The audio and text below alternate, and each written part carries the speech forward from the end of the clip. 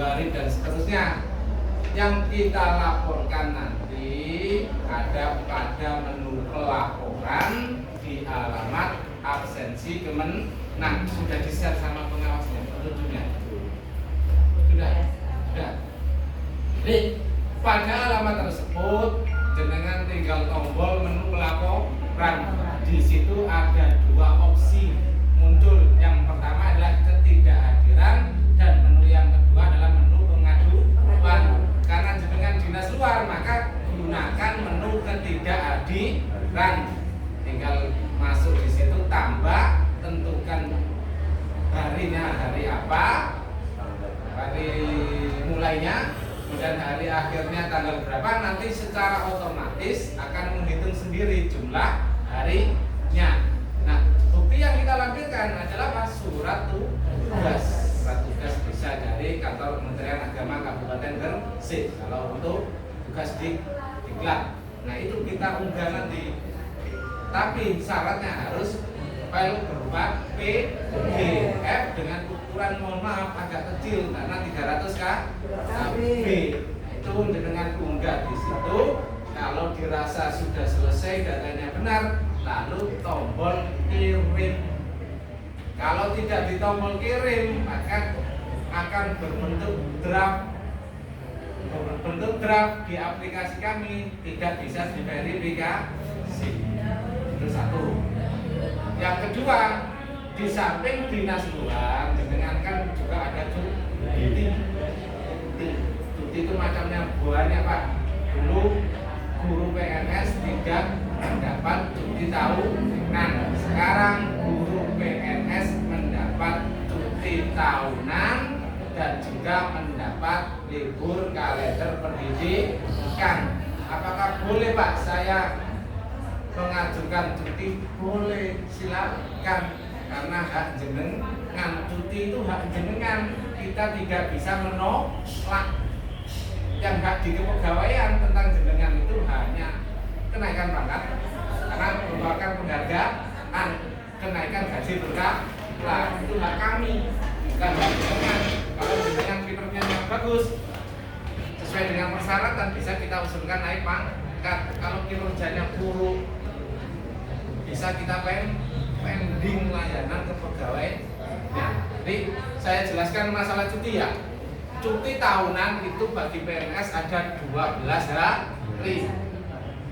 Kalau tidak diambil dalam jangka waktu 1 tahun, Pak, berarti tinggal setengah, tinggal separuh, tinggal 6. Contoh Pak Mabrur, tahun ini cuti tahunannya tidak diambil sampai Januari tahun depan, berarti sisa 6. Tahun depan 2024 dapat 12, tinggal nambahkan berarti 18. Berarti cutinya tahun depan itu 18 hari. Kalau tidak digunakan itu untuk jatah kita cuti tahunan sama, guru juga jatahnya sama. Kemudian untuk cuti alasan penting.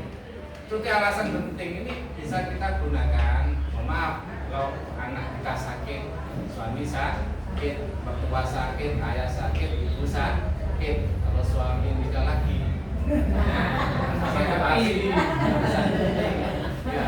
Jadi alasan penting itu bisa kita berikan sampai 3 hari. Lebihnya apa bisa, Pak? Bisa, asalkan kepalanya mau tanda tangan saja. Ya. Ini sudah paham ya, cuti alasan penting ya. Nah, terus ada lagi cuti melahirkan, monggo bagi ibu-ibu yang memprogram. Tak capek rek, kurang cuti melahirkan itu dapatnya 3 bulan.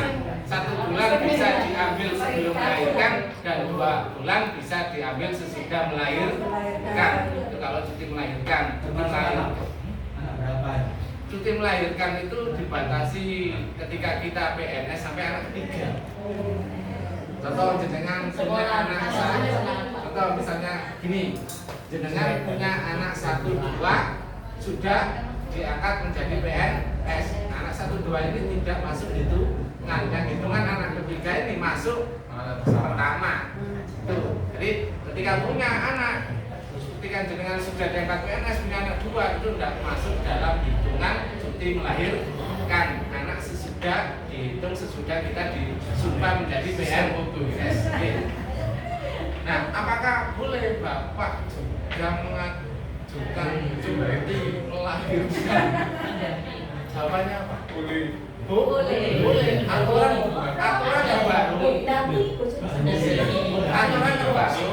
bagi PNS laki-laki bisa mengajukan cuti 1 bulan, asalkan ada syaratnya. Syaratnya apa? Istrinya melahirkan operasi cesar. Mau di program barangkali dengan atau pada operasi cesar nanti biar dapat cuti 1 bulan. Itu aturan terbaru. Kemudian ada cuti di luar tanggungan negara. Cuti di luar tanggungan negara itu bisa biasanya digunakan bagi PNS yang mempunyai kepentingan yang sangat mendesak, mungkin terkait permasalahan keluarga dan lain sebagainya. Cuti di luar tanggungan negara itu prosesnya juga ribet, rumit. Setelah kita mendapat cuti di luar tanggungan negara, kita tidak mendapatkan apa-apa, gaji tidak dapat, semuanya tidak dapat. Dapatnya jika mengajukan pengaktifan lagi. Kalau cuti di luar tanggungan negara, nah kalau cuti besar, jelas cuti besar kita mengikuti keputusan dari pemerintah. Sudah ya, sudah saya jelaskan semua masalah cuti. Nah, kalau haji ibadah umroh itu bisa kita gunakan cuti besar. Kalau ibadah haji cuti besarnya 3 bulan. Kalau umroh Pak gimana? Biasanya kan hitung kalau mereka melakukan umroh kurang dari 12 hari, kita berikan cuti tahunan. Kenapa demikian?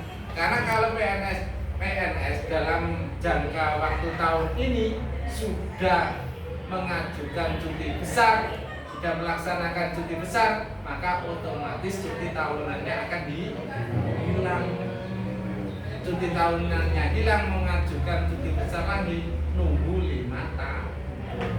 Makanya kan siasati kalau dengan umroh tidak sampai 12 hari, kita berikan cuti tahun, ya cuti tahunannya tidak hilang. Kemudian masalah apa lagi? Masalah catatan kerja. Tak jelaskan caranya tadi. Cara melaporkan, jadi untuk trouble buat surat keterangan, baik ketika dengan trouble-nya itu pagi maupun sore hari. Buat surat keterangan dari mana Pak? Dari lembaga masing-masing. Lembaga masing-masing berarti lembaga sekolah atau madrasah. Pakai kop madrasah, kemudian minta ke kepala madrasah yang bertanda tangan di bawah ini. Contoh, kepala madrasah mana, katanya apa, merangkai dengan sebenarnya bahwa nama ini tidak bisa melakukan absensi masuk mulai pukul sekian, atau tidak bisa melakukan absensi ulang mulai pukul sekian. Kemudian ditandatangani kepala madrasah pakai stempel, kemudian tanda tangan juga dengan, dan tanda tangankan ke pengawasnya.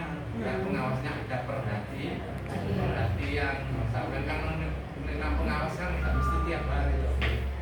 Paling ini kalau pengawasnya yang datang ke lembaga, ya.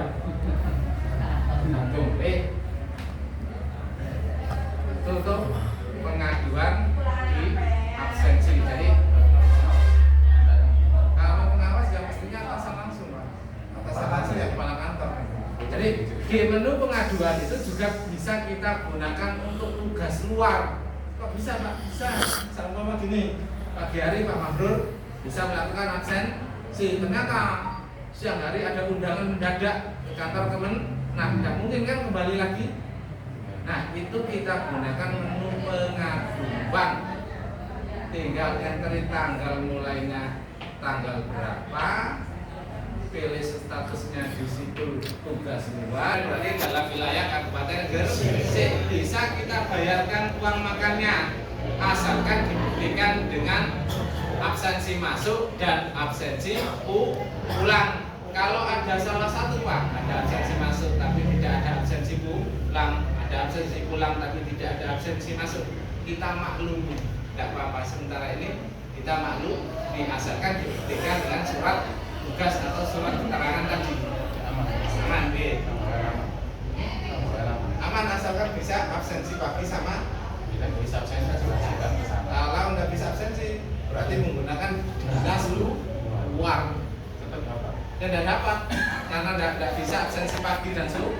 Kalau ada salah satu, bisa kita berikan. Kalau nambah wayan, nggak pamit itu, wayan kecil gitu Pak. Tak lihat ke Facebook dulu Pak, maaf. Salah sendiri kenapa diunggah ke Facebook? Asalkan tidak diunggah ke Facebook, mungkin kami tidak tahu. Tidak tahu.